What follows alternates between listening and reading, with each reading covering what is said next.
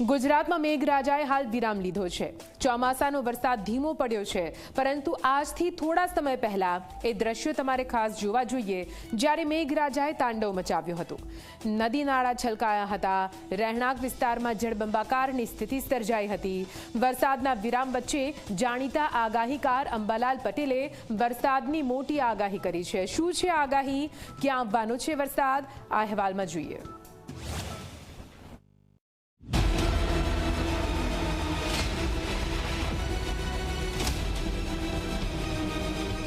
ગામમાં જળબંબાકાર,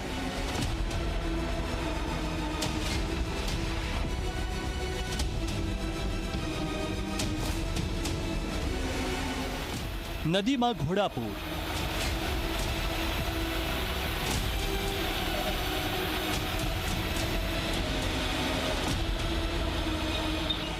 રહેણાંક વિસ્તાર પાણી પાણી,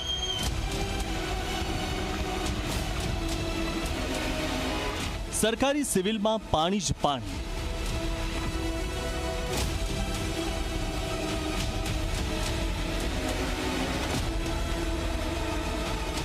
રેલવે ગરનાળાની જળ સમાધિ,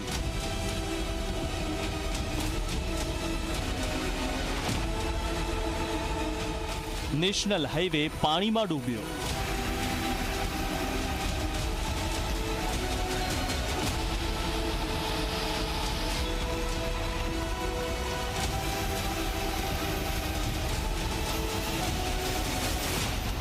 પંચાયતમાં ઘૂસી ગયું પાણી,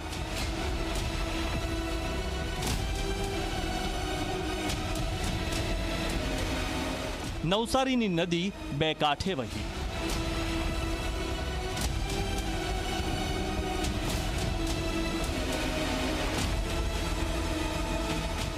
ગામ બની ગયું બેટ,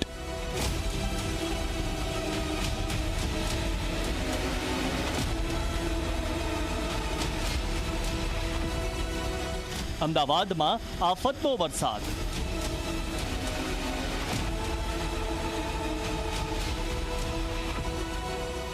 અનેક ખેતરો પાણીમાં ડૂબ્યા, રોડ ગાયબ, પાણીનું સામ્રાજ્ય,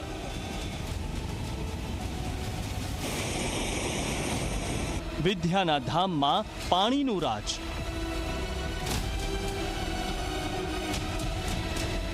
નદીમાં ઘોડાપૂર, કોઝવે પાણીમાં ગરકાવ,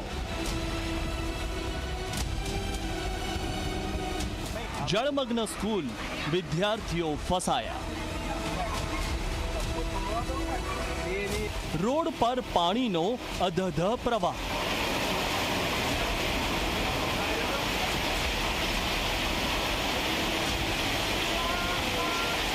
કંઈક આવો વરસાદ આપણા ગુજરાતમાં અત્યાર સુધી વરસ્યો છે। હાલ મેઘરાજાએ ખમૈયા કર્યા છે, પણ ચોમાસું યથાવત છે, તો વરસાદ હજુ પણ ધોધમાર આવવાનો જ છે। આગાહીકાર અંબાલાલ પટેલે 23 જુલાઈથી ફરી ભારે વરસાદની આગાહી કરી છે। પંચમહાલના ભાગો, હિંમતનગર સાબરકાંઠાના ભાગો, આ ઉપરાંત વડોદરાના પૂર્વીય ભાગો, અમદાવાદ ગાંધીનગરના ભાગો, મધ્ય ગુજરાત કેટલાક ભાગમાં ભારે વરસાદ થવાની શક્યતા રહેશે। મધ્ય ગુજરાતના અને પૂર્વ ગુજરાતના કેટલાક ભાગમાં ભારેથી અતિ ભારે વરસાદ થવાની શક્યતા રહેશે।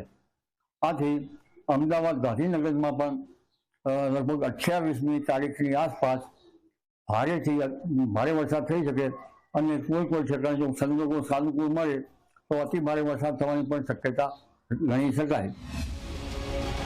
અંબાલાલના મતે હાલ વરસાદે વિરામ લીધો તેનું કારણ કાર્તા નામની ઈયળ છે। જ્યાં સુધી આ ઈયળનું આયુષ્ય હોય ત્યાં સુધી વરસાદ નથી પડતો, પણ વધુ એક વરસાદી સિસ્ટમ સક્રિય થતા ફરી વરસાદની સંભાવના છે।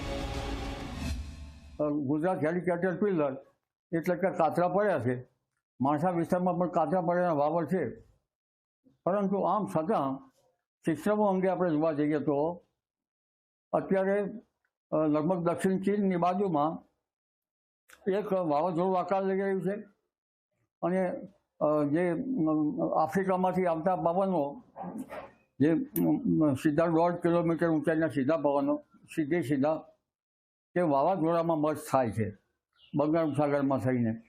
એટલે જે લોકલ સિસ્ટમો જે છે એના કારણે વરસાદ આવી શકે અને કેટલાક લો પ્રેશરો જે છે એમાં જે બંગાળ ઉપસાગરની અરબ સાગરનો કંઈક ભેજ હોય એના કારણે કંઈક કોઈ ભિન્ન ભિન્ન ભાગોમાં વરસાદ આવી શકે.